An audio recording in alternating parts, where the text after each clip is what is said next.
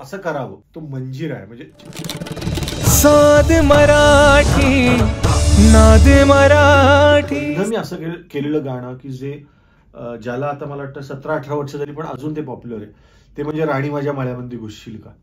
आणि त्याचं संगीत संयोजन मिथिलेश पाटणकरनी केलं होतं. आणि आम्ही सगळ्यांनी बसून कसा त्याचा टोन करूया, काय वाद्य वापरूया. तर ती ना सगळी वाद्य एकत्र जेव्हा वाजतात तेव्हा त्याची मजा असते.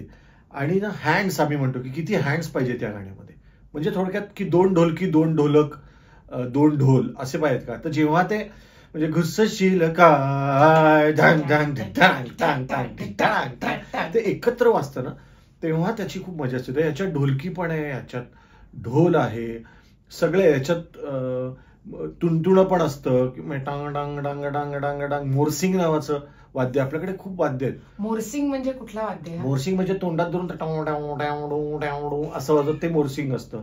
अजून एक वाद्य असतं ज्याचं नाव आहे बगल बच्चा. बगल बच्चा म्हणजे असा एक दोऱ्या असतात आणि त्याला एक इकडे चामडं असतं आणि ते इथे पकडायचं असतं. आणि या प्रेशरने म्हणजे टुंग टुंग टुंग टुंग टुंग टुंग टुंग टुंग टुंग टुंग हे प्रेशर केलं की या दोऱ्यांवर प्रेशर येतं आणि त्या टुंग डुंग टुंग असं वाजतं ते. किंवा दिमडी असते, दिमडीत आतनं प्रेशर करतो डुंग डुंग डुंग.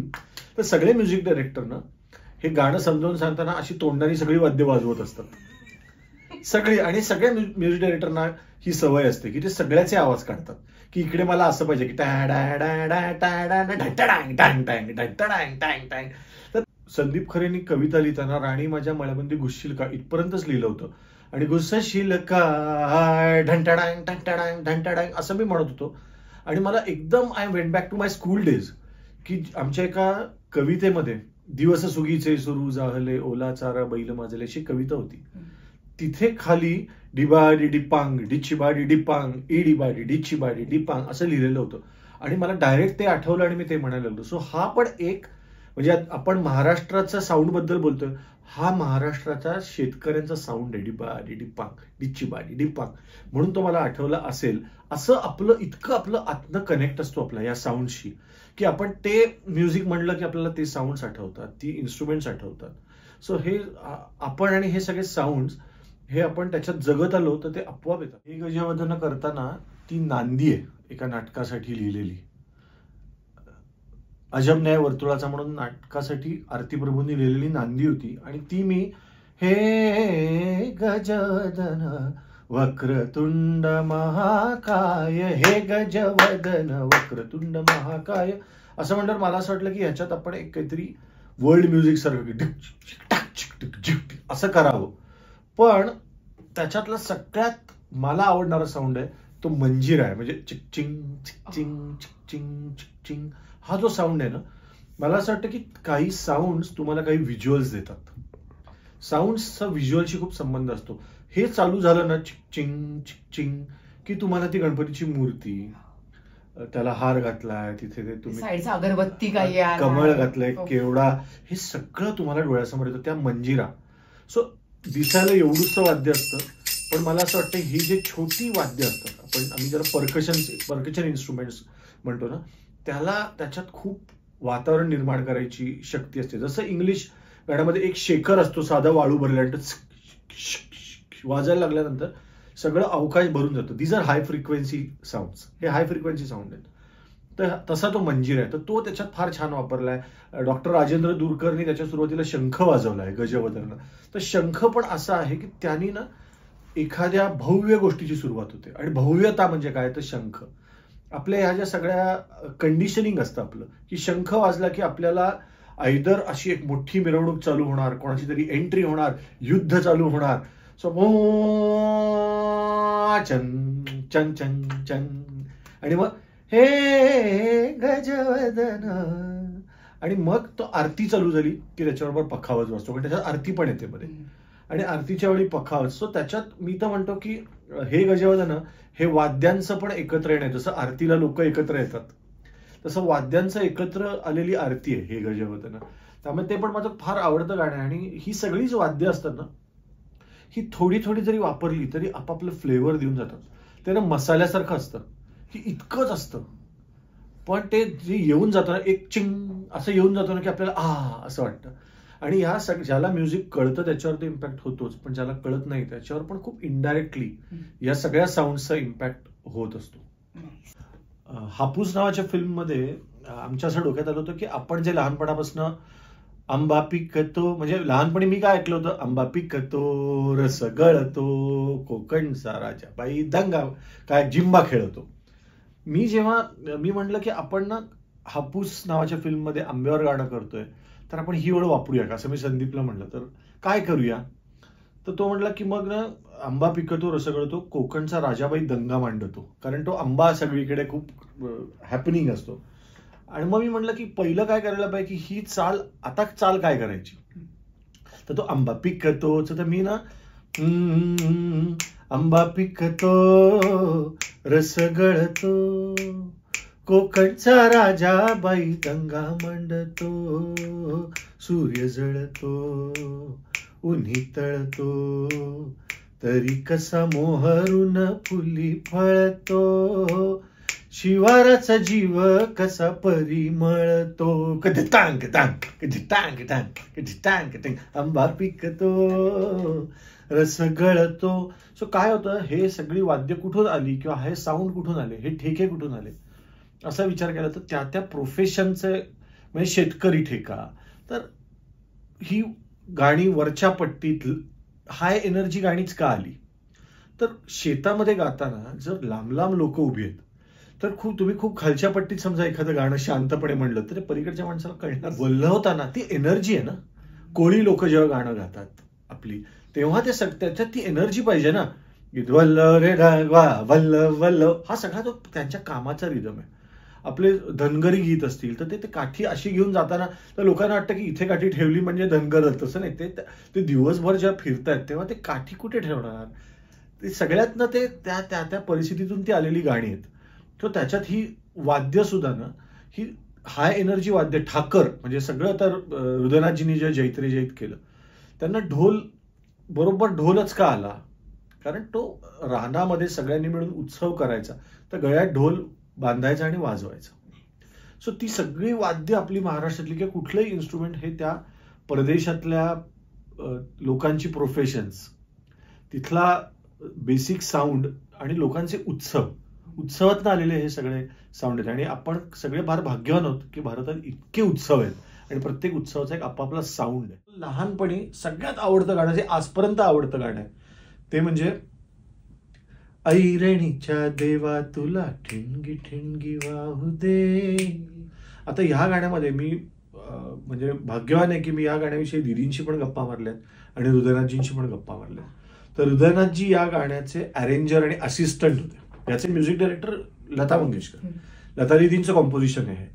आणि ते जे 2 लोखंडाचे तुकडे घेऊन टॅक टॅक ते हृदयनाथजींनी वाजवलेत, कारण त्या सगळ्यांनी ते सगळं मिळून म्युझिक क्रिएट केलंय. आणि टाक टिरडिक टाक टिरडिक टाक टिरडिक, तर ते त्या लोहाराच्या भात्याशी निगडीत तो साऊंड आहे की ते ठंग टॅक ठंग, ते म्हणून त्याच्या ठिणगी ठिणगी वाहू दे. किती थॉटफुली गाणं करायचंय, ठिणगी वाहू दे, कारण ती लोहाराचा हातोड्यातनं ठिणगी येते आणि तो साऊंड पण ठिक टिरडिक ठिक टिरडिक ऐरणीच्या देवा. ते मला गाणं असं वाटतं की आयकॉनिक गाणं, ते कायम राहील. ते एक. आणि दुसरं प्रभातचं मन शुद्ध तुझं गोष्ट हाय, तर ते जे तो जो दिमडीचा साऊंड आहे, तो मला असं वाटतं की त्याच्या इतका प्युअर साऊंड नंतर फार क्वचित झाला.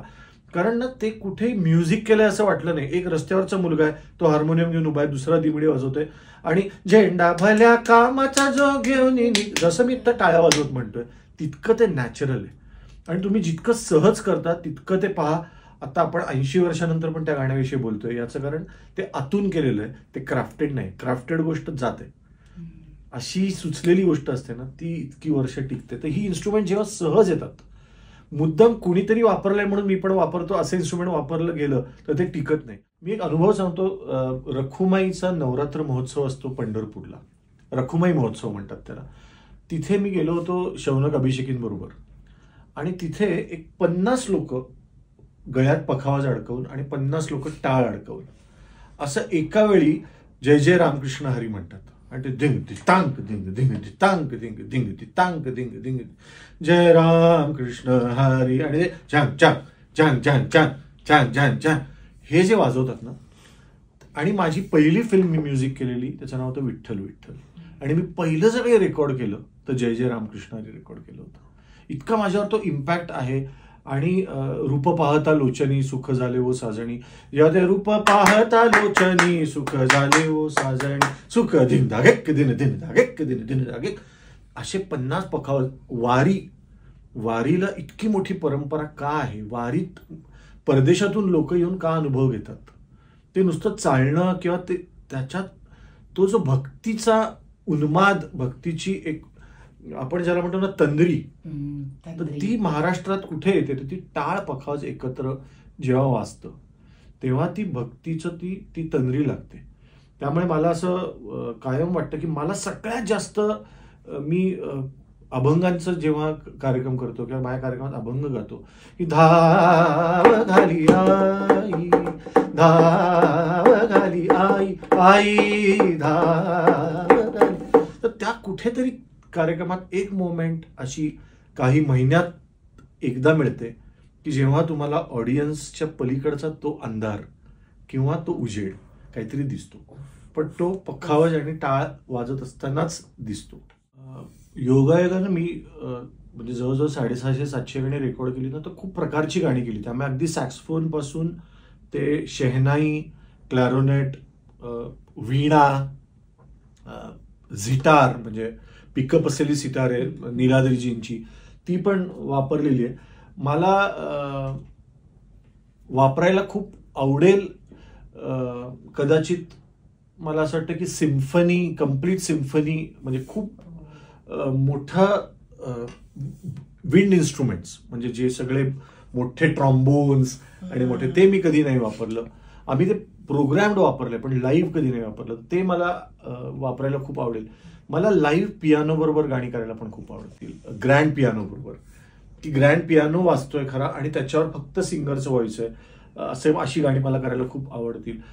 मला असं वाटतं की माझ्या खूप मनात येतात पण ती कमी गाणी झाली आहेत माझी. सोलो व्हायोलिनवाली गाणी पण कमी झाली. मला violin is also one of my favourite instruments. कारण इमोशन गळ्याच्या जवळचं इन्स्ट्रुमेंट आहे ना, त्यामुळे त्याच्यातून इमोशन्स जास्त येतात.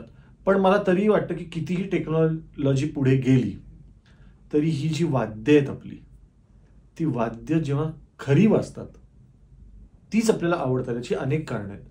एक तर काय असतं, जेव्हा प्रोग्रॅम्ड, आता मशीनवर गाणी केली जातात खूप प्रोग्रॅम्ड, की जरा दिमडीचा साऊंड, बगल बच्चाचा साऊंड, टाळाचा साऊंड, त्यांनी काय होतं, त्यांनी जी बारीक ह्युमन एरर येते. जेव्हा दिमडी वाजवतो माणूस ते डुंग डुडुंग डुडुंग, ते दरवेळी तो प्रेशर, तो काही मशीन नाही ना, ते प्रेशर कधी एवढं जाईल कधी एवढं जाईल, त्यांनी ते बदलतं. ते जे बदल असतात, आता काय करायला लागतं तुम्हाला, ट्रॅक प्रोग्राम करायचा आणि तो ह्युमनाइज करायचा. पण असं काही तुम्ही रोबोला ह्युमनाइज नाही करू शकत. सो पण 4 लोक जेव्हा बसतात एकत्र, आणि एकत्र मी अशी खूप रेकॉर्डिंग्स केली आहेत की 6 लोक 8 लोक एकत्र बसून रिदम वाजवतात. साधा रिदम असेल, ठेका धिंग ता धिंग तांग टिंग ता, पण ते एकमेकांकडे बघत ती तंद्री लागते. कोणीतरी सकाळी उठल्या उठल्या घरात डोक्याला त्रास झालेला असतो, कोणीतरी खुशीत असतो, कोणाचं तरी जागरण झालेलं असतं, कोणाला तरी आदल्या दिवशीच मुलगा झालेला असतो. ह्या सगळ्याची इमोशन्स त्यांच्या वाजवण्यात येतात. सो जेव्हा आपली महाराष्ट्रातली तालवाद्य, महाराष्ट्रातली इन्स्ट्रुमेंट्स का टिकली पाहिजेत, कारण ती वाजवणारी माणसाची मनं पण त्या वाजवण्यामागे असतात, फक्त हात नसतात. आणि तेवढी मनं असतील तर ती इन्स्ट्रुमेंट वेगवेगळी वाजत राहतात.